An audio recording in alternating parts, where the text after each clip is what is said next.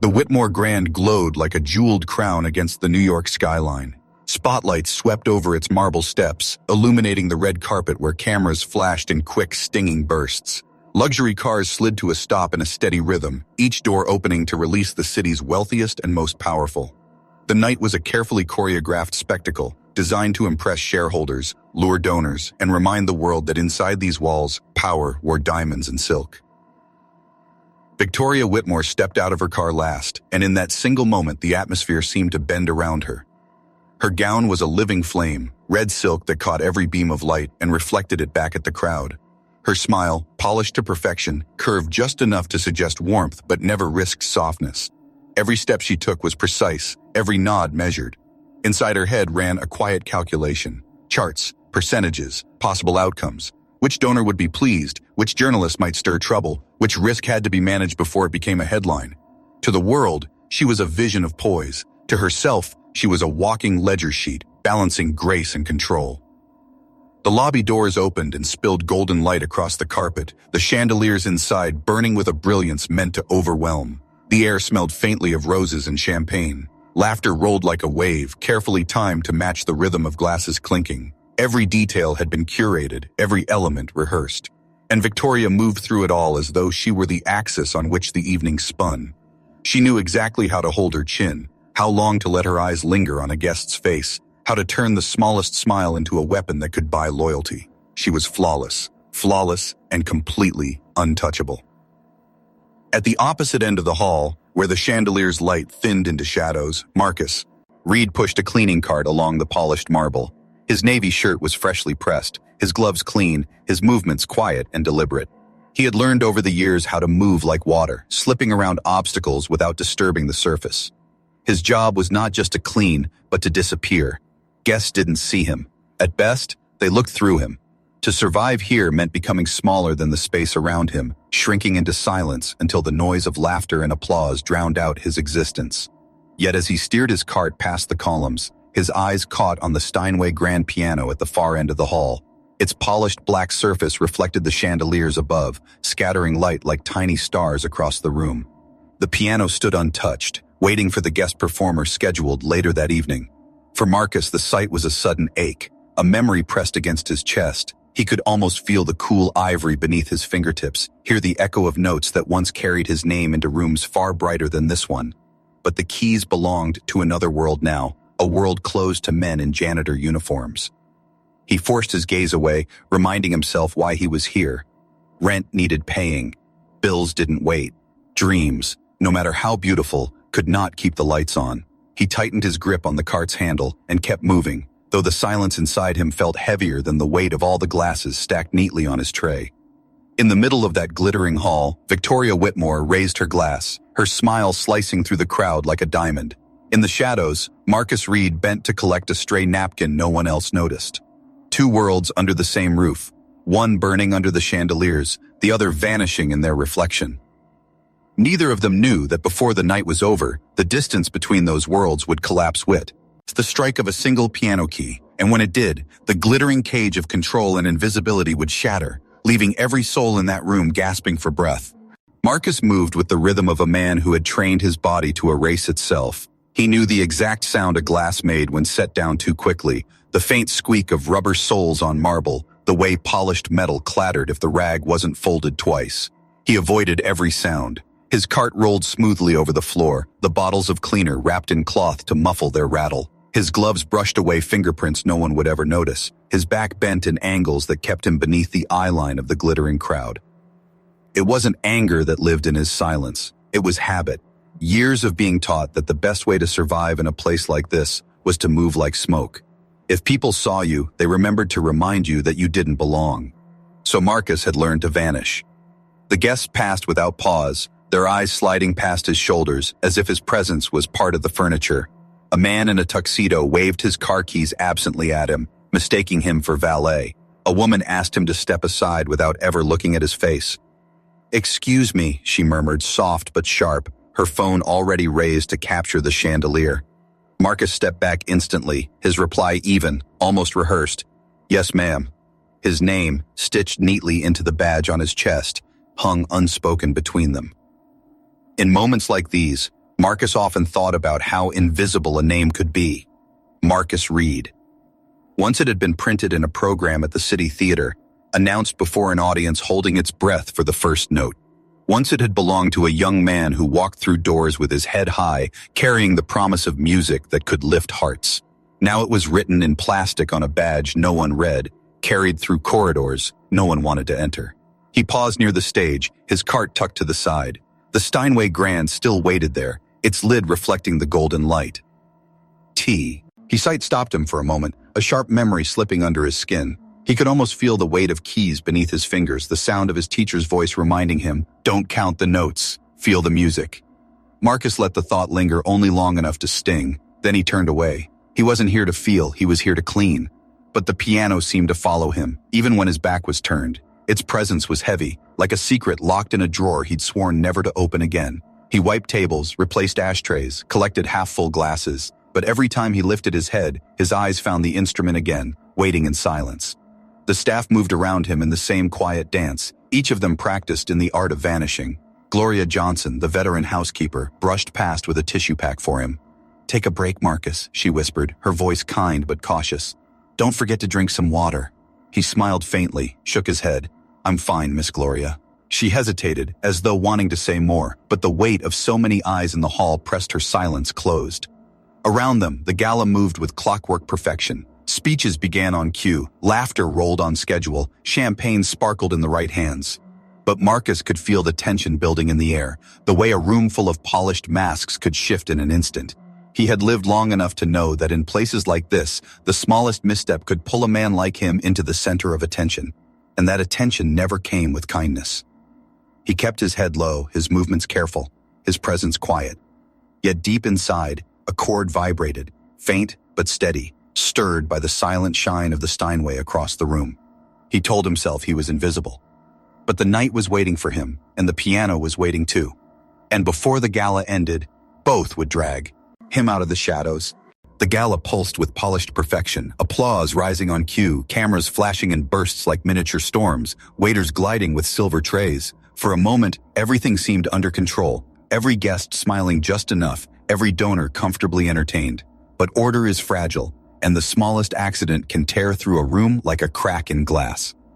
It began with a single champagne flute tipping too far. Marcus, bent low to collect a fallen napkin, rose just as Victoria Whitmore turned from the cameras, her gown trailing like a river of fire. His elbow brushed against a server's tray, and in that instant golden liquid arced through the air, splattering across the flawless red silk of Victoria's dress. The sound was soft, barely a splash, but in the stillness that followed, it rang louder than thunder. Heads turned, gasps rippled through the hall, phones lifted instinctively. For one breathless second, Victoria froze, staring down at the stain spreading like a shadow over her gown. Then her voice cut the air, sharp and brittle as shattering crystal. "What the hell do you think you're doing?" Marcus straightened slowly, the empty glass balanced on his tray. "I'm sorry, ma'am," he began, his tone steady, even as heat rose in his chest. "It was an accident. She didn't let him finish. "Do you have any idea how much this dress costs?" Her voice wasn't a question. It was a blade, meant to slice him down to size. From the side, a businessman chuckled, his smirk curling. No janitor could afford to cover that. Laughter followed, low and mean, like the rustle of dry leaves. Another voice carried louder. "People like you should stick to the back." The security guard took a step closer, his posture casual but his eyes trained. Not threatening, not yet. Just the punctuation mark at the end of everyone's unspoken accusation. Marcus drew in a slow breath, his hand D's loose at his sides. He could have shrunk back, slipped into the shadows the way he always did. That was the rule. When the lights turned harsh, vanish. But something in him resisted. Perhaps it was the sting of the laughter, or the way his name badge gleamed uselessly on his chest. Ignored. "I can pay the dry cleaning bill," he said quietly, though he knew a month's wages wouldn't cover half of it. Victoria's lip curled. In her eyes flickered the fatigue of weeks of pressure. Shareholders hounding her, journalists sniffing around labor disputes, the endless cage of expectations. And fatigue, in the powerful, often found its release in cruelty. She turned, pulling the room's focus back to herself. "How about this?" she said, her smile suddenly bright, cruel in its precision. She flicked her wrist toward the Steinway at the far end of the hall. "If you can play that piano better than a professional, I'll marry you." The words were meant as a joke, a way to spin humiliation into entertainment, but they fell into the room like a stone into water, sending ripples across every face. A beat of silence, and then the hall erupted. Some guests laughed openly, tossing out careless jibes. "Careful, more white keys than black." Others pulled out their wallets, bills snapping as bets formed. 500 if he lasts 30 seconds, 1,000 if he plays the whole piece without a mistake. The excitement was sharp, almost giddy. They cheered not for music but for spectacle, not for dignity, but for the thrill of a man's public fall. Victoria stood tall, her gown gleaming under the chandelier, her smile radiant. She thought she had reclaimed control. But across the room, Marcus Reed's gaze lifted, steady now, his breath calm. And for the first time that night, the silence inside him began to crack. He was no longer thinking of invisibility. He was thinking of ivory keys, and of promises not yet spoken, and the piano gleaming in the distance waited like a door about to be opened. For a long, heavy moment, the ballroom felt like a stage set for cruelty. The guests leaned forward, eyes glittering with a hunger not for music but for spectacle. Their laughter rolled like distant thunder, feeding on itself, swelling until it pressed against Marcus's chest like a weight. He could have bowed his head and disappeared, melted back into the shadows of the service hall where no one would have remembered his name. That was what they expected. That was what the rules of invisibility demanded. But Marcus didn't move. His breath slowed. The memory of keys beneath his fingers, cool, smooth, alive, rose in his mind like a tide he could no longer hold back. He looked at Victoria, the fire-red gown, the diamonds sparking at her wrist, and the careless smile that said this was nothing but a game. And then quietly, with the weight of years pressed into his voice, he said, "I don't need you to marry me, but if I play, I want you to keep your word." The laughter stumbled, a few chuckles spilled out, testing whether he was serious. Victoria's eyebrows arched, her confidence unshaken. "Perfect," she replied, her tone crisp, her smile polished for the cameras. "Show us, buddy." She leaned on the word, pressing it like a stamp. She never said his name. Money rustled in the air, crisp bills flashing as bets slid across tables. 500 if he can play a full piece without tripping. 1,000 if he makes it through the first 30 seconds. The wagers grew like wildfire, fueled by the thrill of possible humiliation. Marcus shook his head when the money was pushed toward him. His voice was low, steady, but strong enough to carry across the first rows. "I'm not taking your money. I'm not here to perform like a trained pet. I want one thing only, that your word means something." A hush trickled in at the edges. It wasn't silence yet, but it was the beginning of... Victoria tilted her chin, still confident she held the room. "Deal," she said smoothly, gesturing toward the Steinway. "Plenty of witnesses here, that piano, the whole city's ready to watch you." Marcus set his tray on the nearest table and began walking toward the stage. Every step was deliberate, unhurried. He removed his gloves and folded them neatly, a quiet ritual that said he would not hide behind uniforms tonight. The two security guards stepped forward instinctively, blocking his path with the easy authority of habit. "Sir," one of them said politely, "this area is for performers and guests only."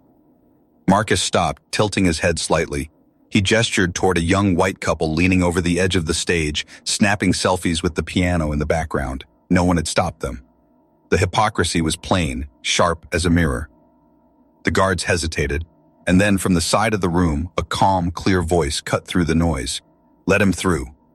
It was David Chen, the music critic, standing with quiet authority. He didn't raise his voice. He didn't need to. "Tonight," he said simply, "I want to hear music, not watch barricades move."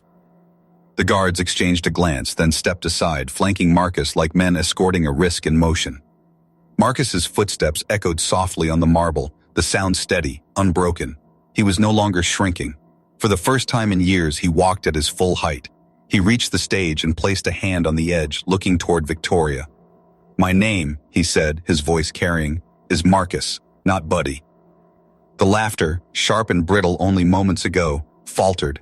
The air seemed to tilt. Even the chandelier's light felt different, as if waiting for the first strike of a key to decide which world this night belonged to, the world of spectacle or the world of truth. And in that instant, with his name spoken into TM, Marcus Reed had already begun to change the story. The ballroom held its breath as Marcus approached the stage, the space around him parting in ripples of unease and curiosity. He wasn't rushing. Every step he took was measured, his shoes clicking lightly against the marble floor, steady as a heartbeat. The crowd that had been so loud only moments ago seemed to grow quieter with each step he made, as though the very air was shifting, forcing them to listen. 2 security guards moved again, their bodies reacting out of instinct, trained to protect the stage, to guard the expensive Steinway at all costs. Their arms extended slightly, palms out, the unspoken message clear. This was not his place. Their eyes didn't burn with hostility, but they carried something colder. Habit. The kind of habit that had followed Marcus his entire life. "Sir, performers only," one of them said again, softer this time, as though even he felt the weight of the eyes watching. Marcus stopped, his head tilting faintly toward the couple standing just to the left of the stage. They were laughing, holding their phone high, snapping selfies with the grand piano gleaming behind them. They weren't staff, they weren't musicians, they weren't stopped. The hypocrisy hung in the air, thick enough for everyone to taste. A few guests shifted uncomfortably in their seats, the truth pressing against their ribs like a stone. Marcus didn't argue. He didn't need to. His silence alone was enough to call out what had just been exposed. Then David Chen's voice rang out once more, calm but undeniable. "Let him through." The critic didn't move forward, didn't raise his hand in grand theatrics. He simply said it with the kind of authority that comes from knowing the room would listen. And they did. The guards glanced at each other, uncertain. For a moment, they looked like men caught between orders and conscience. Then reluctantly, they shifted aside, though. Their bodies still hovered close, shadowing Marcus as if escorting a dangerous man. Marcus inhaled slowly, setting his shoulders back. He took the final steps toward the stage. His palms touched the wooden riser, the smooth edge steady under his fingers. He climbed the few steps without hurry, like a man stepping into a conversation rather than a performance. Victoria Whitmore stood across the room, her red gown shimmering under the chandelier's blaze. Her smile hadn't slipped yet, but her jaw was tighter, her eyes narrower. For the first time that evening, she didn't look like she owned the room. Marcus turned to face her directly. His voice carried across the hall, low and calm, but with a steel edge that couldn't be ignored. "You said if I played better than a professional, you'd marry me. I don't want that, but I do want you to keep your word in front of everyone here." The words dropped heavy into the air, a challenge wrapped not in arrogance but in dignity. A murmur rippled through the audience. Some smirked, others exchanged uncertain glances. The bet had shifted. The room wasn't laughing quite as loudly anymore. Phones lifted higher, tiny red dots of recording lights blinking like watchful eyes. The stakes had changed. This wasn't just a game anymore.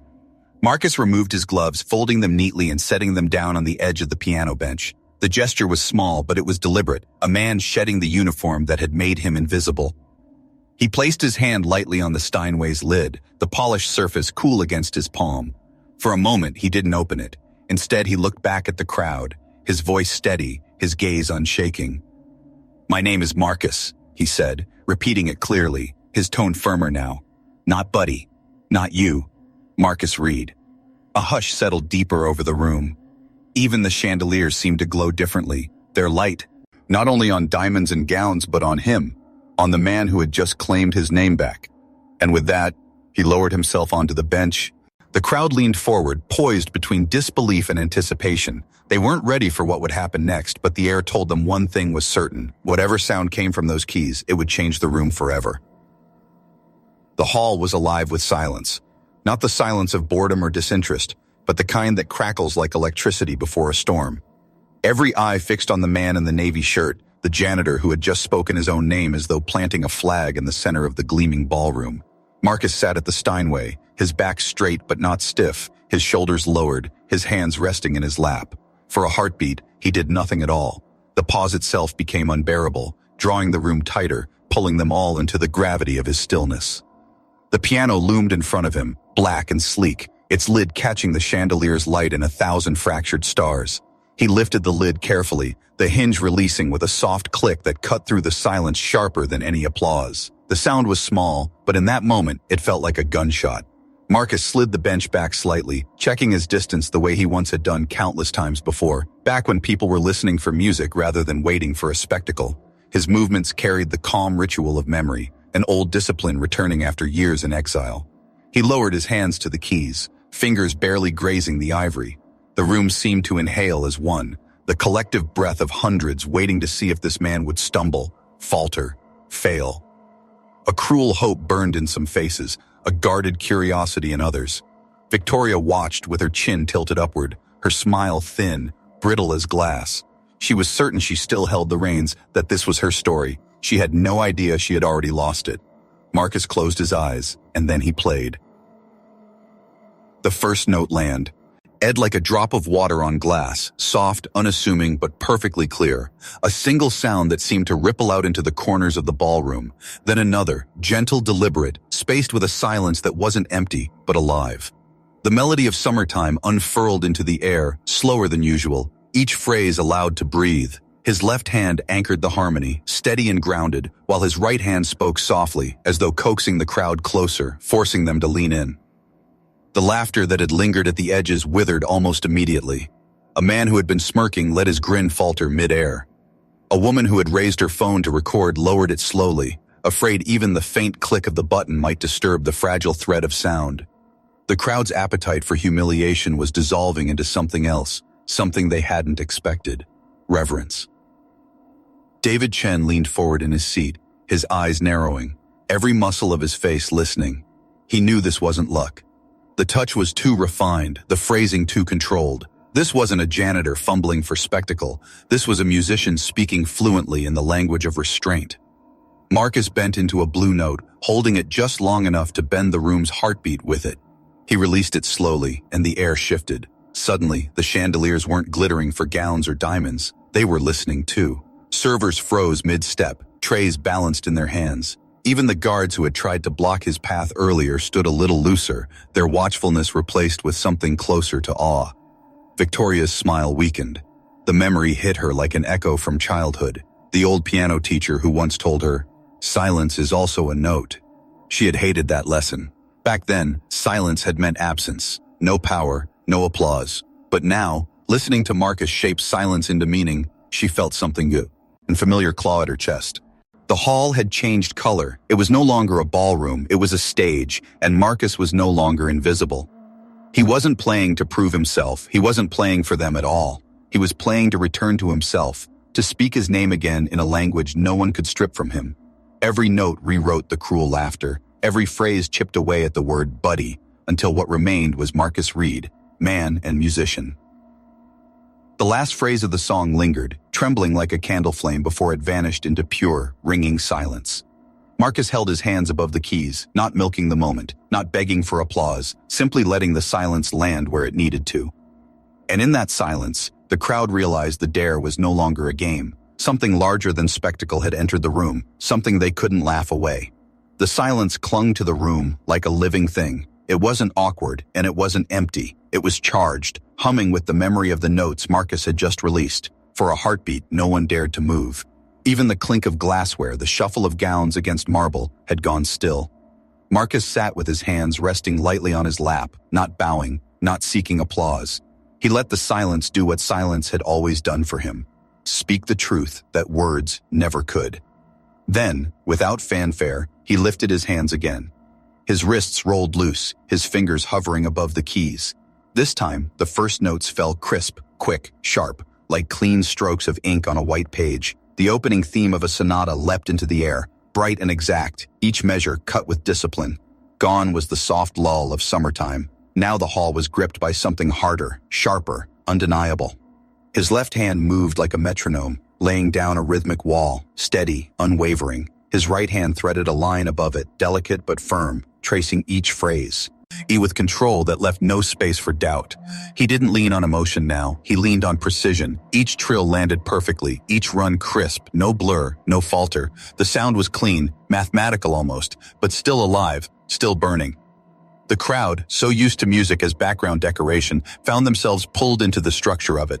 They began counting with him unconsciously, their pulses syncing to the rhythm. A man in the front row set down his cigar carefully, afraid its smoke might disturb the edges of the phrase. An older woman narrowed her eyes, the way only someone who had studied once could, testing him, judging.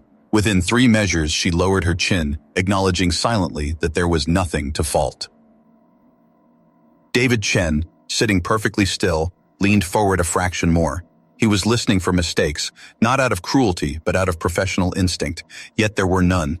What he heard was not showmanship, Not flash, not a janitor proving a point, but a seasoned musician carving architecture out of sound. Each dynamic rise was calculated. Each drop into pianissimo was intentional. Marcus wasn't showing off. He was building a cathedral, note by note, and every person in that gilded hall was sitting inside it. Victoria's heart knocked once, hard beneath her gown.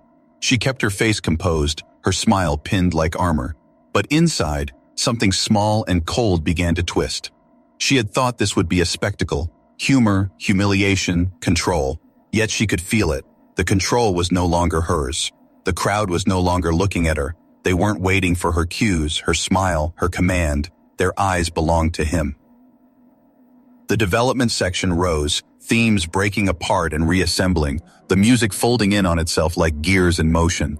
Marcus's hands crossed effortlessly, his left hand trilling while his right leapt octaves, his body still, yet calm, no strain, no wasted movement. He played like a man who had already lived with music under his skin, who had carried it through grief, through silence, and who now released it with both restraint and power. When the climax came, he didn't pound it. He refused the easy temptation. He raised the sound only enough to show the edge, then pulled it back with precision, ending the phrase with a cadence clean as glass. He closed it exactly where it needed to end. The silence that followed wasn't delicate this time. It was heavy, final, absolute. And then, like a dam breaking, the room erupted. Applause thundered through the hall. Not polite clapping, not social courtesy. This was raw, loud, unrestrained. People rose to their feet without realizing it. Some clapped faster than others, some slower, but the sound filled every corner of the ballroom. A man who had smirked earlier now shouted, "Bravo!" A woman dabbed at her eyes, surprised by her own tears. Servers, frozen in their uniforms, clapped quietly, their faces bright with something like pride. And in the front row, David Chen gave a small, deliberate nod.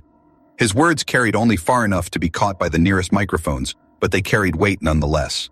"At a professional level," he said, crisp and certain. "No question." The statement hit the room like a gavel. Marcus didn't smile. He didn't rise. He sat with his hands loose, his back straight, his eyes calm. For years he had been invisible. Tonight, under the chandeliers, he had written his name in sound. The bet, the laughter, the humiliation, none of it mattered now.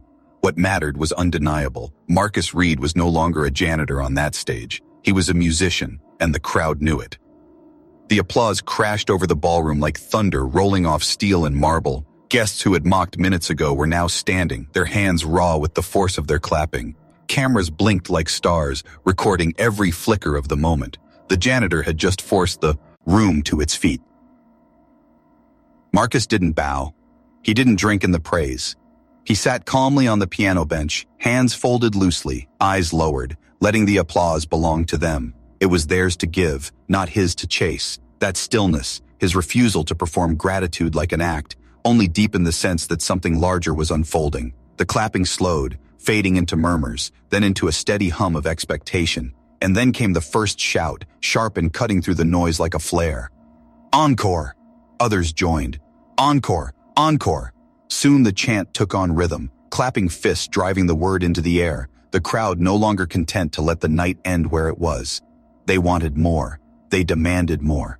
Victoria Whitmore stood frozen at the edge of the stage, her smile strained. She had thought she could wrap this moment up neatly, call it a charming surprise, claim credit for discovering hidden talent, pivot the story back under her control. But the crowd had slipped from her grip. Their loyalty, their eyes, their hunger, it had shifted entirely to the man in the navy shirt sitting at the piano. Her PR advisor leaned in urgently, whispering, "Let him play one more. Spin it as generosity. You'll win them back." But Victoria's jaw locked tight. This wasn't generosity. This was her stage being taken from her. For the first time in years, she felt like she was standing outside the center of her own event. Marcus raised his head slowly. His eyes scanned the room, not in search of applause, but in search of truth. He found David Chen's gaze in the front row. The critic gave the smallest nod as though signing a contract no one else could see. Marcus inclined his head slightly in return, then adjusted the bench. He set his hands on the keys again, his posture calm but braced for something greater. This would not be softness. This would not be restraint. This would be the summit. The first notes tore into the air like lightning, rapid-fire octaves leaping up the keyboard. his left hand hammering an ostinato that pulsed like a war drum. His right hand split into fragments of melody, racing, colliding, resolving, building a wall of sound so immense it seemed impossible one man was making it. Gasps cut through the room. A few guests leaned back in their chairs as though struck. The technical demand was staggering. Trills interlaced with leaps, double-note passages cascading like waterfalls, hand crossings executed at blinding speed. It wasn't just music. It was defiance given form, the body of a man refusing invisibility with every tendon, every strike, every ounce of stamina in him. The audience held its breath. The businessman who had laughed earlier now sat stiff, his mouth open, his glass forgotten in his hand. The young woman who had dismissed Marcus with a flick of her phone now stood motionless, her phone lowered, her eyes wet without her knowing why. David Chen's jaw tightened. His critic's mind scanned for flaw, for imbalance. There was none. The discipline was absolute, the execution beyond doubt. This wasn't a janitor grasping at memory. This was a virtuoso claiming his place. Victoria clutched the edge of her gown. Her breath came faster, though she fought to steady it. She had made the dare casually, cruelly, with the arrogance of someone who believed words were just tools. And now those words were binding her wrists tighter than any chain. "If you can play better than a professional, I'll marry you." The line echoed in her skull with every furious chord Marcus unleashed. At the peak of the piece, he drove into a tremolo that rattled the chandeliers, the sound vibrating through every glass, every ribcage, until it felt as if the entire hall were trembling under the force of his will. Then, just when the tension threatened to break, he pulled it back, reining in the chaos, folding the storm into a single, pure line. And then, a silence. The final note faded into the marble, into the chandeliers, into the pounding hearts of every person in the room. The silence this time wasn't reverent. It was stunned, gaping, like the air after an earthquake when the world has to decide if it still stands. Then the ballroom exploded. People leapt to their feet, the ovation louder, fiercer, more desperate than before. It wasn't applause anymore. It was surrender. The entire room, from the waiters to the billionaires, from the guards to the journalists, was roaring Marcus Reed's name. And in the front row, David Chen stood, not clapping wildly, not cheering, but giving one precise, deliberate statement to the cameras he knew were watching. His voice cut through the storm. Marcus Reed is not just professional. He is extraordinary. The gavel had fallen, and at the back of the stage, Victoria Whitmore felt the walls of her glittering cage closing in. Her words, the careless dare she thought would humiliate him, were now chains, and the world was watching to see if she would keep them. The ballroom had become an earthquake of sound. Applause shook the walls, thunderous and relentless, voices crying Marcus's name as though it were the only word that mattered. Cameras thrust forward, screens glowing, the red dots of recording lights blinking like restless eyes. Clips were already flying through the digital veins of the city, flooding timelines, gathering hashtags before the champagne had even gone flat. But in the eye of that storm, one figure stood frozen, Victoria Whitmore. Her smile, a weapon she had honed for years, trembled at the corners. The gown still glowed, the diamonds still burned, but she felt stripped bare. Her words, tossed so easily minutes ago, "If you can play better than a professional, I'll marry you," now echoed in the air like a verdict, played back again and again through the roar of the Sioux crowd. And the worst part? There was no out.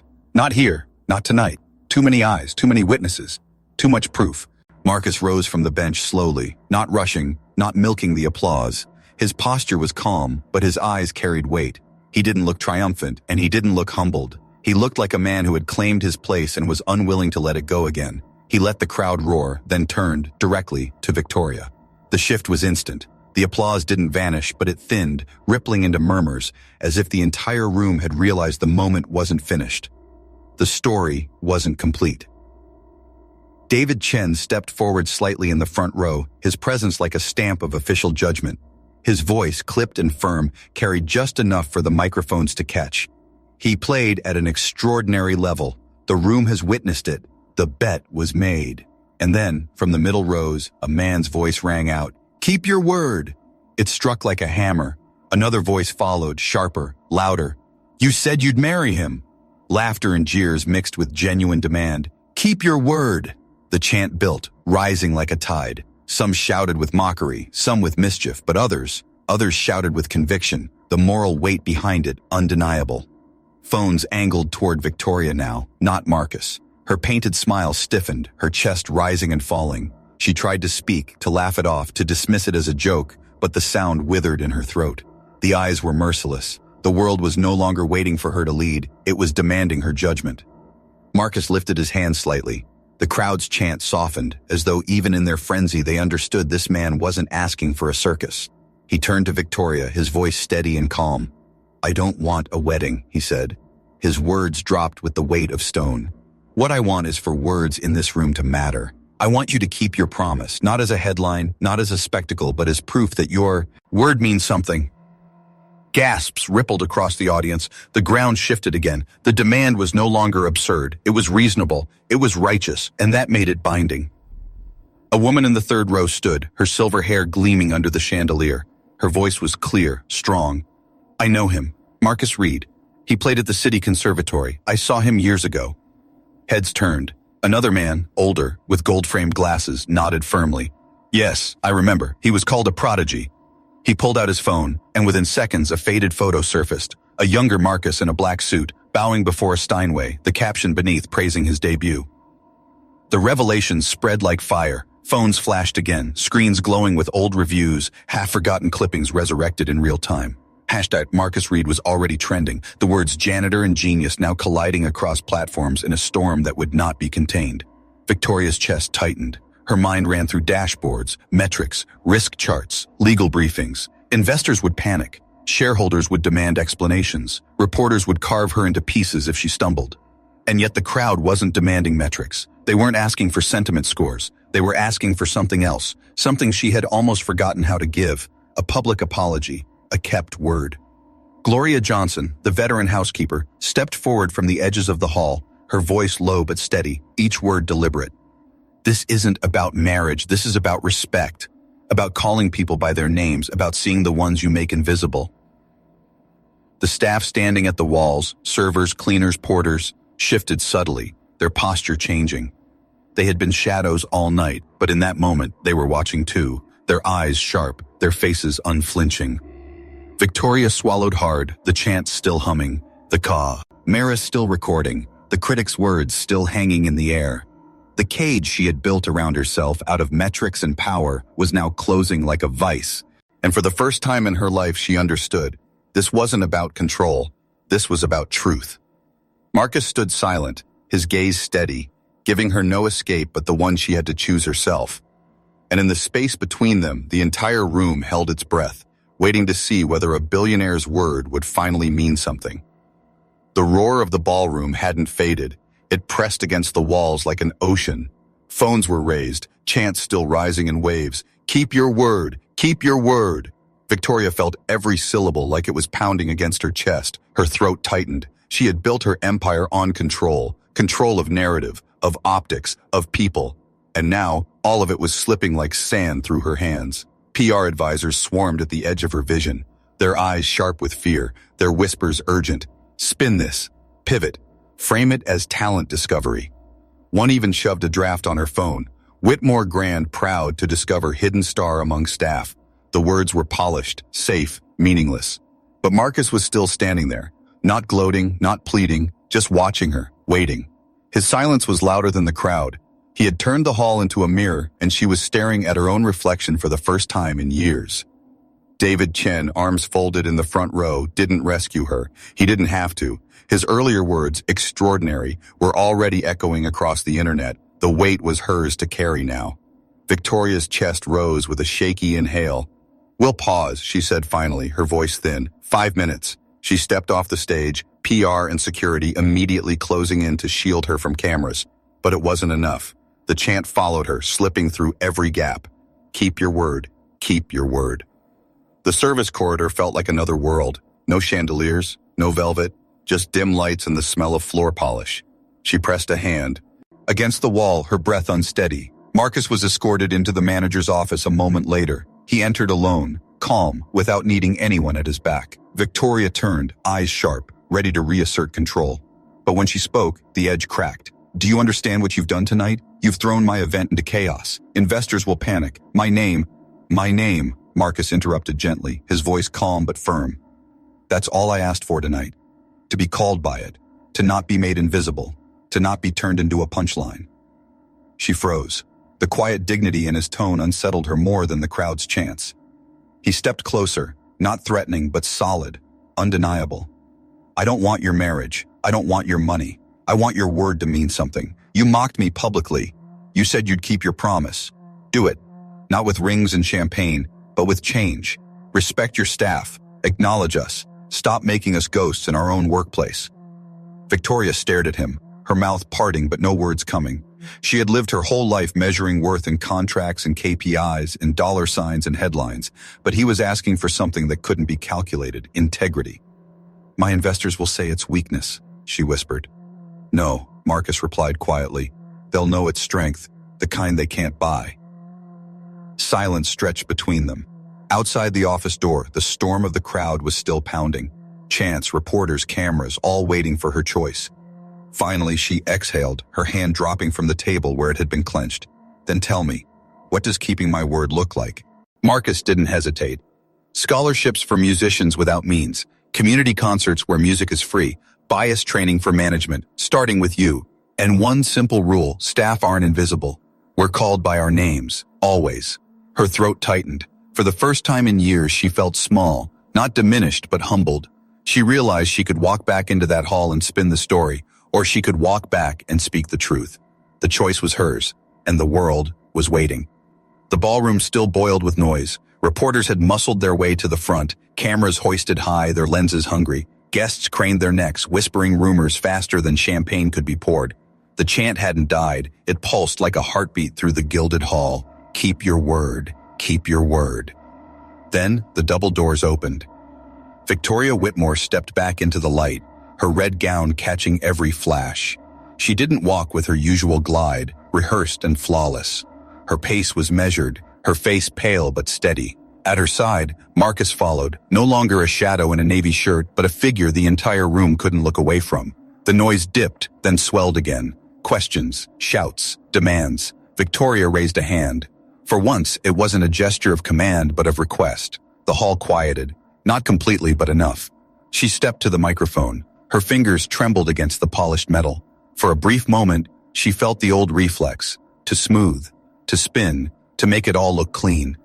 But when her eyes found Marcus standing behind her, calm and unflinching, something broke through. Her voice came low at first, then stronger. Tonight, I was wrong. The words dropped into the silence like stones into water. The ripples spread fast, gasps, murmurs, phones shot higher, recording every second. I mocked a man, she continued, her throat tight. I failed to tell him by his name. I turned one of my own employees into a spectacle when he deserved respect. Marcus Reed stood before you tonight as a musician, not a prop. And I owe him. Her voice cracked slightly, but she pushed on. I owe him and every member of my staff a public apology. The hall was still, stunned. This wasn't the script anyone expected. Victoria drew a breath and her gaze swept the room. You've all heard my words tonight. Words can be cruel. They can cut, but they can also build. So I will keep my word, not through a marriage vow, but through action. She lifted her chin, the steel of a businesswoman returning, but for once, not aimed at power. The Whitmore Group will establish the Reed Scholarship for underprivileged musicians starting this year. We will fund free community concerts in Harlem and Brooklyn. Management, including me, will undergo mandatory bias and respect training. And starting tomorrow, there will be no more buddy, no more staff stay out of frame. Every employee in this hotel will be called by name. Her voice grew sharper, steadier with each word. And we will raise wages to a fair living standard, because respect isn't a luxury, it's the baseline. For a long moment, the ballroom was silent. Then, as if a match had struck a fuse, applause erupted. Not the thunderous applause for Marcus's performance, but something rougher, more human. It was uneven, broken by shouts of surprise, disbelief, even skepticism. But beneath it, there was something real, recognition. Victoria turned slightly, facing Marcus. Mr. Reed, she said, speaking his name in full. I cannot undo what I said, but I can make sure my word means something from this moment forward. Marcus's eyes met hers. He didn't bow, didn't smile. He only gave the smallest nod, the kind of nod a man gives when he knows the work has only just begun. In the back of the room, Gloria Johnson, the housekeeper, whispered, Call me by my name. Her voice was barely audible, but the ripple it started spread among staff who stood along the walls. They touched their name badges, some smiled, some cried. David Chen adjusted his glasses, stepping toward the front. His voice was crisp, measured, but every microphone caught it. Tonight, dignity was named. Let's see if it's kept. The ovation swelled again, stronger this time, rising not just for Marcus, not just for Victoria, but for the possibility that words, finally, might mean something. And for the first time all night, Victoria felt lighter, not because she had won, but because she had chosen what was right. The ballroom was still trembling with applause when the final act revealed itself, not through music, not through speeches, but through memory. At the far edge of the hall, the silver-haired woman who had first whispered Marcus's name stepped forward again. Her voice was gentle but carried like a bell through the space. "I remember him," she said. "Marcus Reed. He played at the conservatory when he was 22. They called him a prodigy." The word struck the air and hung there. Prodigy. The crowd rippled. Faux was sage. Ness flickered. Someone shouted, "Search it!" Screens lit up across the room, fingers typing furiously. Within seconds, the evidence spread like wildfire. Old newspaper clippings, grainy videos, photos of a young man in a black suit bowing before a Steinway. Review headlines surfaced in glowing letters. A rare touch, a wide ear, a star to watch. Gasps echoed, murmurs cascaded. The room that had once laughed at him now sat stunned. The janitor was no nobody. He had once been the city's rising star. David Chen's eyes narrowed as recognition hit him. "Yes," he murmured, almost to himself. "I remember. You were in the master class. My teacher mentioned your name. Deep touch, rare control." He turned to the cameras, letting his words fall like a stamp of truth. "Marcus Reed didn't appear tonight by chance. He was lost to us, forgotten, buried under a system that chose who fit the hall, but he was always extraordinary." The crowd erupted again, this time not in applause but in outrage mixed with awe. Voices flew. Why did he vanish? How could we have missed him? What happened? Gloria Johnson, her hands trembling but her voice steady, stepped into the light. "I'll tell you," she said, her tone not dramatic but plain, like a woman carrying truth. His mother was sick. Hospital bills swallowed him whole. He sold his piano, left the conservatory, and worked nights to survive. Music was tied to pain. He had to bury it just to keep living. The revelation tore through the hall like lightning. Guests shifted uncomfortably, guilt twisting on their faces. Reporters scribbled furiously, their eyes wide. The young woman who had once dismissed Marcus with her phone now bit her lip, her screen lowered. Marcus stood quietly, his shoulders square, his eyes lowered. Not ashamed, not proud, simply present. He had never wanted this story dragged into spectacle. But now it was out, and it belonged to more than him. Victoria, her hands gripping the microphone, felt her throat tighten. She thought of every polished phrase she had ever sent to staff. Use the service elevator. Stay out of the frame. Don't cross the lobby when guests arrive. She realized each of those words had been part of the system that had buried men like him. The mirror Marcus had held up was merciless, and it was right. The storm outside swelled. Phones buzzed with push notifications. Headlines were already forming. Billionaire mocks janitor, turns out he's a forgotten prodigy. Clips of his performance spread at lightning speed, intercut with her words, "I'll marry you if you can play," and his devastating answer, "My name is Marcus, not Buddy." For once, Victoria didn't think of investors, or metrics, or PR dashboards. She thought of her word, the only thing left she could give. She lifted the mic again. "This isn't about a joke anymore," she said, her voice raw. "It's about a man who should never have been forgotten. It's about a system that makes people invisible. I mocked Marcus Reed. Tonight he reminded us that dignity has no uniform, and I will keep my word, through every action I promised." The applause rose again, not thundering this time, but steady, grounded, real. Marcus finally stepped forward. He didn't take the mic, he didn't need it.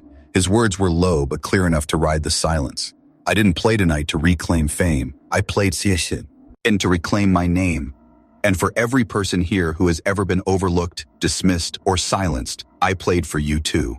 The hall went still. No champagne glass clinked. No phone clicked. It was as if the entire city, through that room, was listening to something it had long forgotten, the sound of truth. David Chen broke the silence with one last deliberate line. "This isn't a gala anymore. This is history." And in that moment, it was. Phones everywhere carried the image. The janitor standing tall at the Steinway, the billionaire beside him stripped of her glittering armor, the crowd rising not for wealth or power, but for dignity. The final shocking reveal wasn't just that Marcus had been a genius once. It was that he had always been one. The world had simply refused to see him, until tonight. And now, they could never look away again.